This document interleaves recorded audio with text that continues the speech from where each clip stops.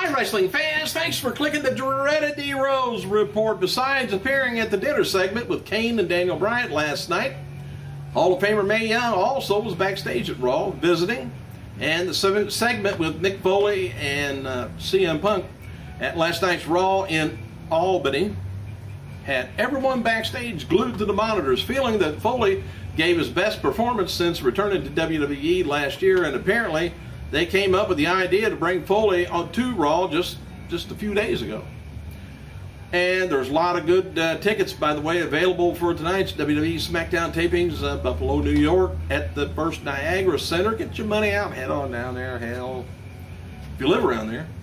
And WWE held a Dolph Ziggler versus Kofi Kingston last night at Raw because they were considered to doing another singles run with Kofi. And the match received rave reviews for everyone watching backstage. Kofi commented that, I know anytime I'm in there with Ziggler, the match could be go either way. You know, one goes to Ziggler, hats off, and we'll fight again. Most everyone in WWE is a big fan of the current program and storyline of Daniel Bryan and Kane. Vince McMahon to say he's one of the biggest fans of the comedy segment. JBL briefly had reception on the mountain earlier today and posted the following tweets. He says, 2 more days I'll have reception again. 5 days till summit. Let's climb a mountain. 7 summits for kids. Oh, I'm glad he likes to do that. That's really 11,200 feet.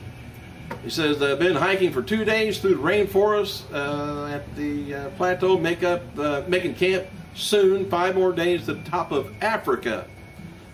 Whew.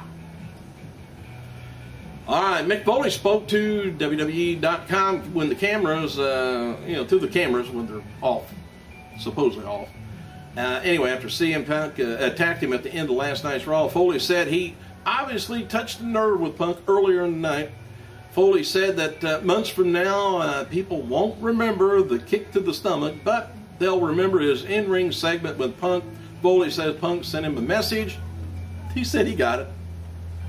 Alberto Del Rio accidentally unmasked Sin Cara last night during a 6-man match on Raw. Wasn't supposed to go up this high, maybe this high. And last night's Monday Night Football game, why am I talking about that? On ESPN, between the Green Bay Packers and the Seattle Seahawks, ended in a controversial deal with the NFL replacement referees at the center of it. Replacement referees situation had brought a lot of heat against the NFL and head honcho Roger Goodell this season. And during last night's debacle, Vince McMahon and the XFL were trending worldwide on Twitter. I can't let Vince live down the XFL.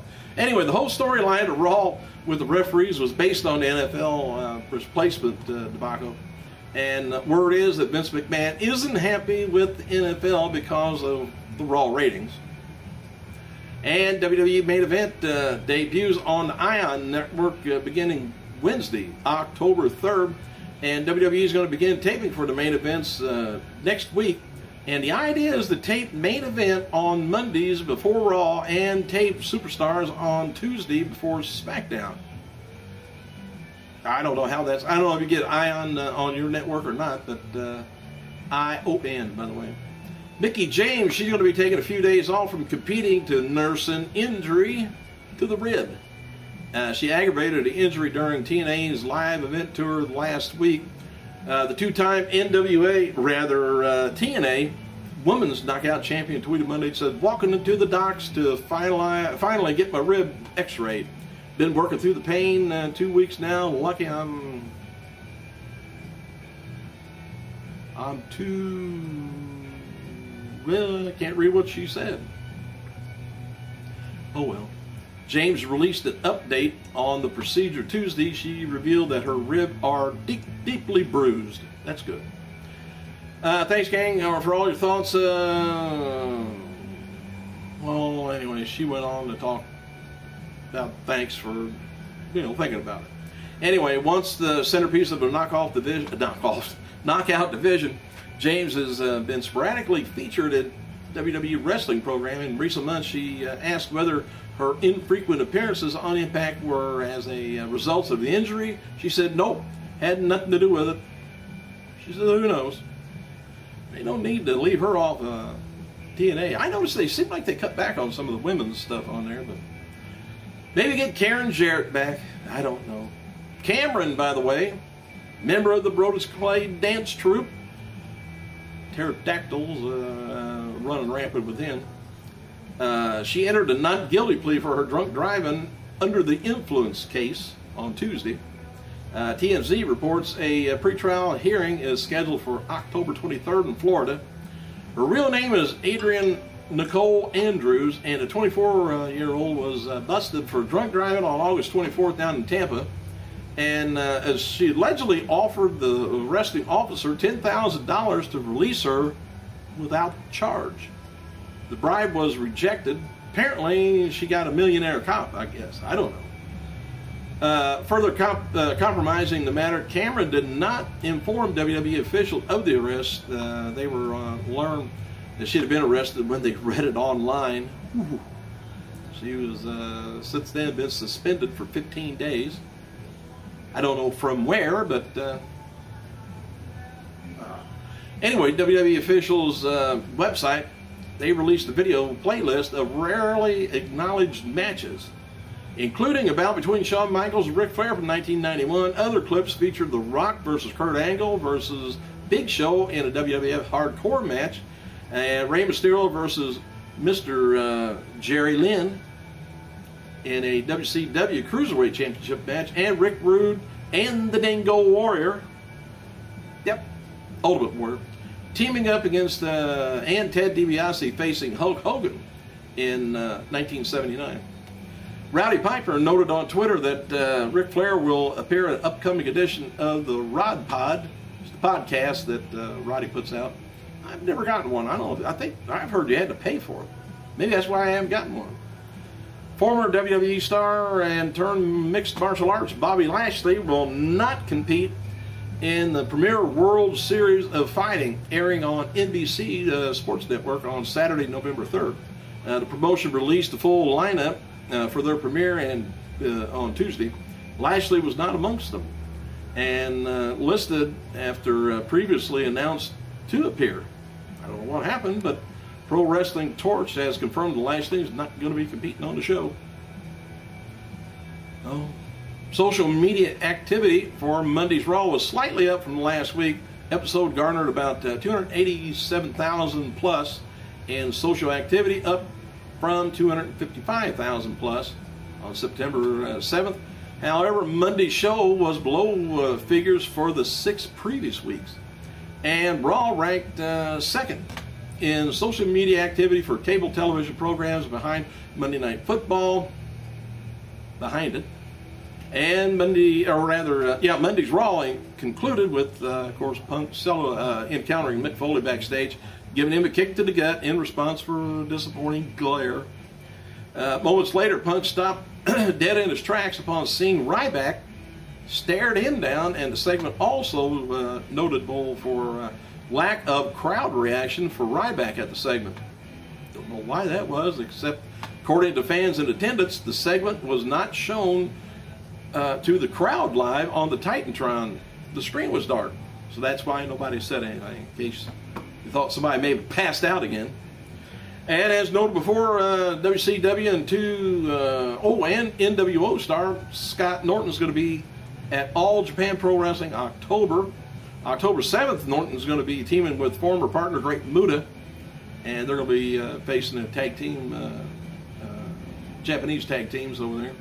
And WWE announced that journalist of all things, Larry King of CNN fame, is going to be next week's Raw social media ambassador. King's going to be promoting his new Larry King Now series that airs exclusively on Hulu. You know, I think they may have forgot what demographics watch Raw. I don't think it's the 80-year-olds. I may be wrong.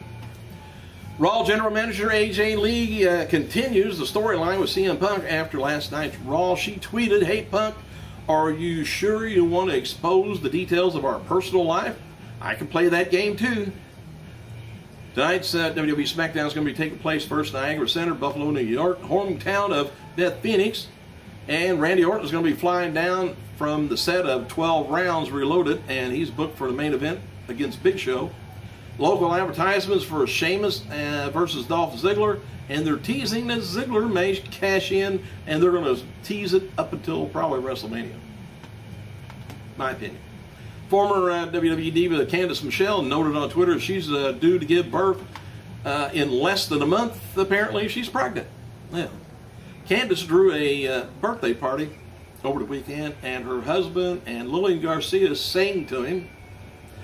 Kevin Nash returned home from working All Japan Pro Wrestling this past weekend. Nash teased on Twitter that he may take Scott Hall's son, Cody, with him on the next trip as his tag partner. Nash added that Scott Hall has a bad hip.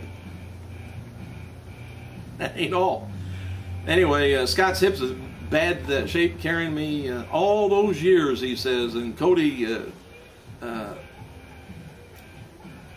turn to carry Uncle Kev.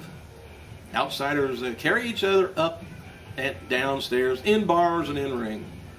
Being cute and clever.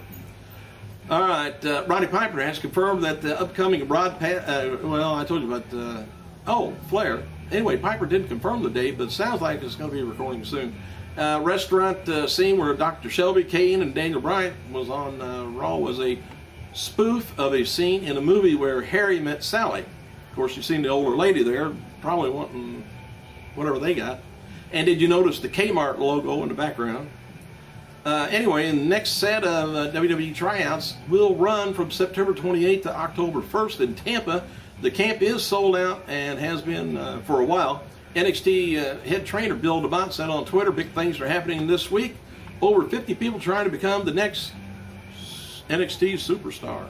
And as seen on last night's Raw, they're promoting World Heavyweight Champion Sheamus for the new WWE main event, and the show that is going to debut on October 3rd on ION. The official main event website, ION, is focusing on The Miz, Kofi Kingston, John Cena, and Sheamus. Apparently, main event will feature top stars and top storylines from Raw, SmackDown, unlike Superstars does. Hey, before I get any more Horace, thanks for clicking, you guys. I gotta go.